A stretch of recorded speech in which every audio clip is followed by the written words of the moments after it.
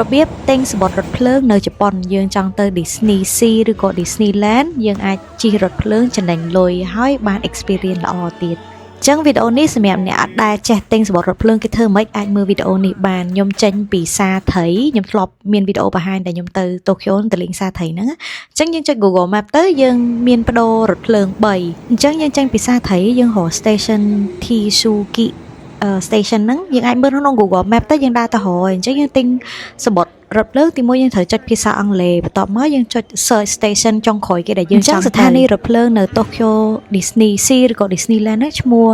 Maihama Station អញ្ចឹងយើងវាយតែហ្នឹងទៅយើងចុចអាហ្នឹងទៅវា load ឲ្យយើងហើយមកលុយវាឲ្យយើង select ចំនួន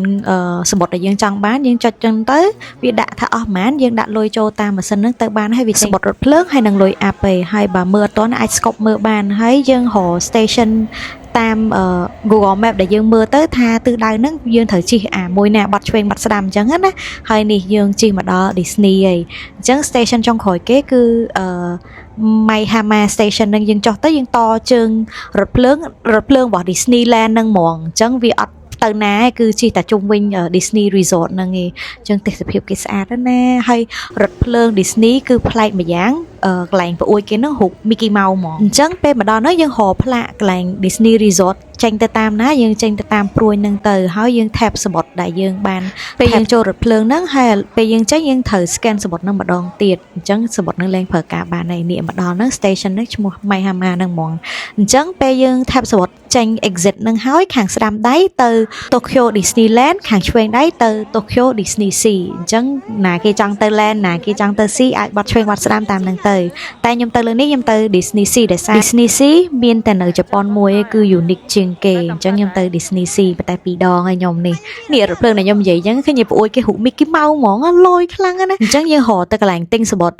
Resort Gateway Station យើងមកដល់កន្លែងហ្នឹងនេះរបៀបទិញសំបុត្រយើងអាចរើសយក single ticket យើងទៅទិញមួយជើងមកវិញទិញមួយជើងអញ្ចឹងយើង select ចំនួនមនុស្សដែលយើងចង់ទិញហ្នឹងទៅ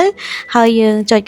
confirm payment ហើយយើងដាក់លុយបានហើយយើងចង់ទៅ Disneyland ក៏ជិះ station ហ្នឹងចង់ទៅ Disney Sea ក៏ជិះ station ហ្នឹងដែរអញ្ចឹងពេលយើងដាក់លុយហើយយើងចុច confirm payment ទៅវាបាន ticket ហ្នឹងឲ្យហើយជាមួយនឹងលុយ app ក៏វា app តាមហ្នឹងបន្ទាប់ពីបានសំបុត្រនេះយើង scan តាមម៉ាស៊ីន scan គេទៅហើយឡើងមកលើសម្រាប់ជិះទៅរថភ្លើងទៅ Disneyland បន្ទាប់មក Disney Resort បន្ទាប់មកទៅ Disney Sea អញ្ចឹងយើងមុននឹងដល់ Disney Sea យើងត្រូវជិះកាត់ពី station យើងទៅដល់ Disneyland មុននេះតាមផ្លូវស្អាតឃើញទេប្អួយគេជូតខ្លាំងណាស់ហើយនេះយើងជិះកាត់ Disneyland ឯនៅហ្នឹងតែពួកខ្ញុំអត់ឈប់នៅហ្នឹងឯងដោយសារខ្ញុំត្រូវទៅ Disney Sea អញ្ចឹងយើងជិះរហូត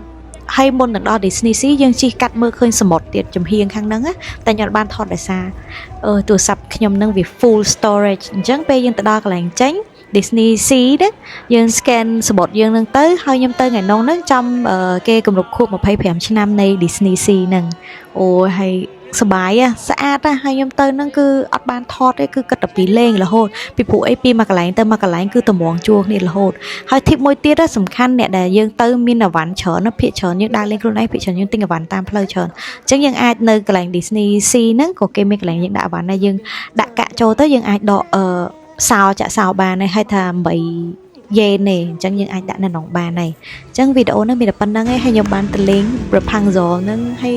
អូយស្អាតណាស់អញ្ចឹងវីដេអូនេះខ្ញុំចែករំលែកបទពិសោធន៍សង្ឃឹមថាអ្នកទាំងអស់គ្នាអាចធ្វើដូចខ្ញុំបានពីខ្ញុំមុទិតា view នឹងទៅណាបាយបាយ